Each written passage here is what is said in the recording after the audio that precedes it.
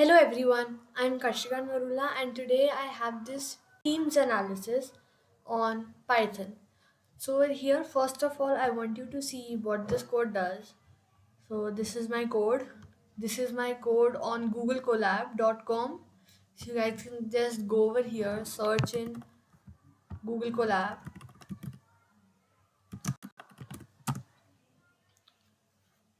and you'll get a brand new screen. I've already used Google Colab recently, so it doesn't show me a brand new screen.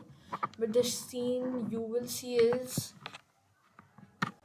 would be sort of like this.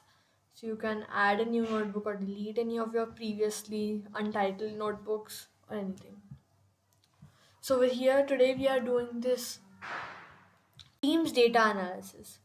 So firstly, I have a data set over here which says the team like AFG Afghanistan, AHO, and then maybe ALB, and the country like Afghanistan, Netherlands, Albania, and etc., Argentina, etc. Then there comes the year.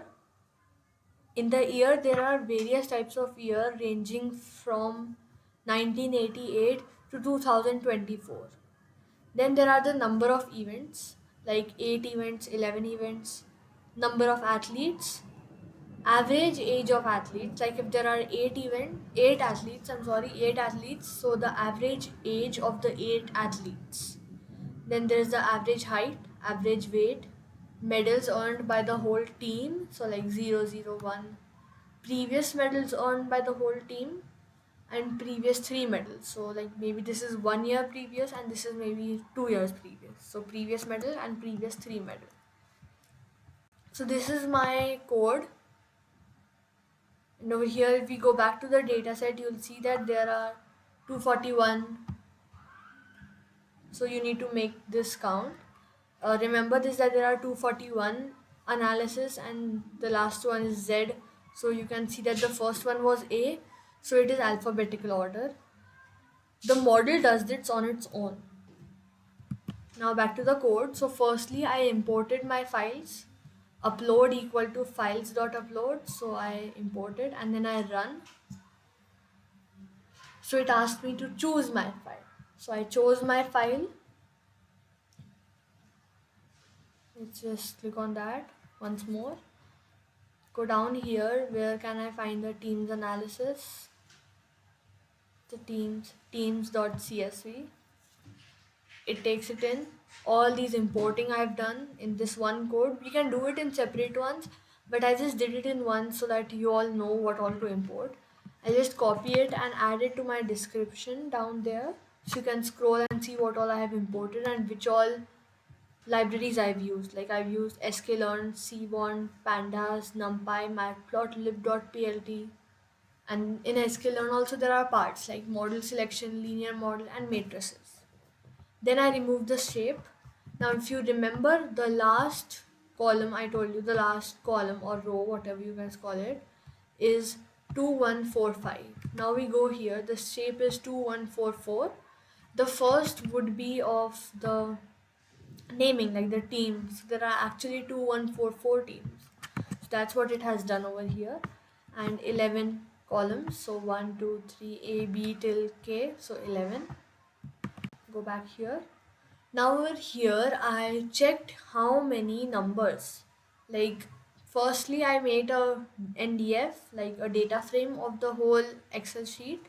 I printed out the info, so like the year has non-null values, zero non-null, like all are non-null values, so zero null values. And then there is the events, and then there is the athlete's age, height, weight, medal, previous 3 medals. So as you can see in the non-null count, all values are non-null, which basically means that it is quite easy to remove because we do not have to firstly remove any non-null values. Because if you remember in my previous videos, I showed you how to remove null values and it was quite the step. So we don't need to do that over here. Over here we have d types. There are integer, there are 4, and float, there are 5. So total are 11. We already knew that because of our shape. Now we go over here. We see that there is a heat map created. This is the code to create the heat map. It uses SNS, that which is Seaborn. I imported it right here. Import Seaborn as SNS. So this SNS I imported, and then I put in NDF, the data frame I created. Core is like a value, so it basically gives just correlation between the two things. Like you can see that year is most correlated with year, then events, athletes. So the darker part gives one correlation, means 100% correlated. 0.8 is 80% correlated. 0.6 is 60% correlated. There are very less whites. Events and year is not related. Like over here, you might see athletes and year is not related, which is true. Like maybe the athletes may be retired, but we do not count that over here. We are doing a small code. And then there is age, of course, of the athletes, height, weight, and this is the medals. So the medals, how are the medals related to all these things? So we found the correlation between medals and the rest of our objects. Now if you remember, in your classes you must have done dependent variable and independent variable.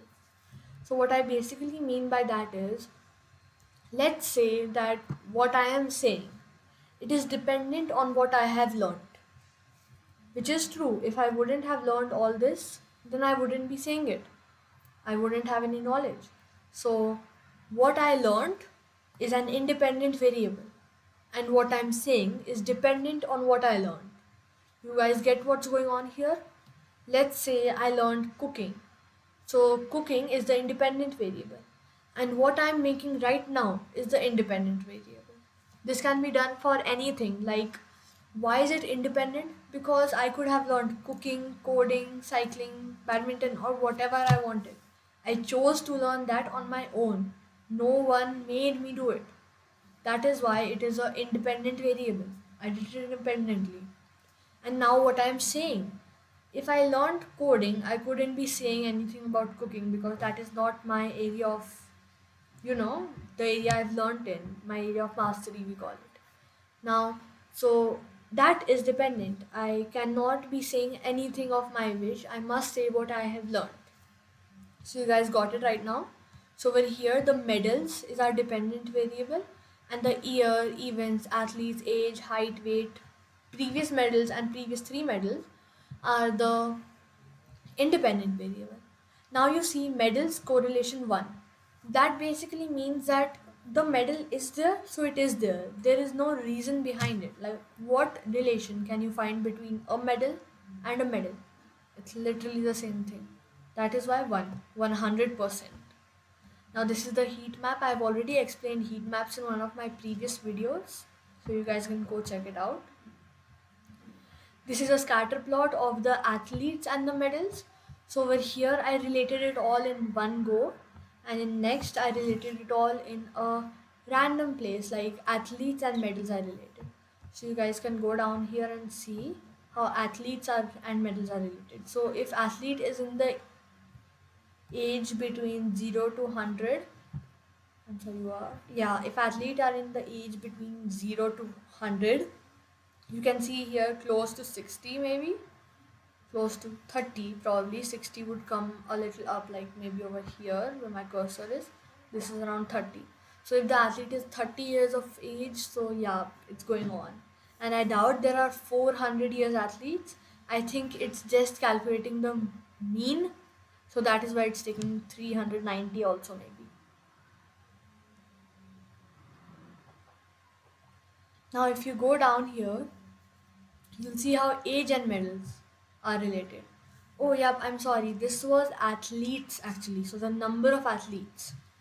The athletes of number between 0 to 100, like maybe a 2 people game or maybe a 10 people, 11 people game, is winning more medals rather than the 400 people game. It makes sense. Now, age, you can see if the athlete is between 0 to 45, maybe they are winning medals.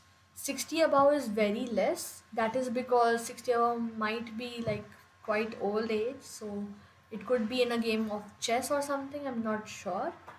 Now 20 to 30 wins the most medals, which is quite obvious. They will win the most medals, young age. Now we go over here to show plot history of medals. So medals with medals. So it's just showing the number of medals gotten by each team. And if you'll increase over here, you'll see that there are some medals over here, even between 200 and 300. In the small, it's not very clearly visible, so I increase the size. Now, just why not wala type, we created the sum of the all the null values, which was 0. Now we dropped all the null values. We might have seen that there are null values in previous 3 medals and previous medals. Like you can see over here, there is a null value. So we dropped those null values. df.drop_na, quite easy over here. Then we copied it all and then we put it in testing and training data.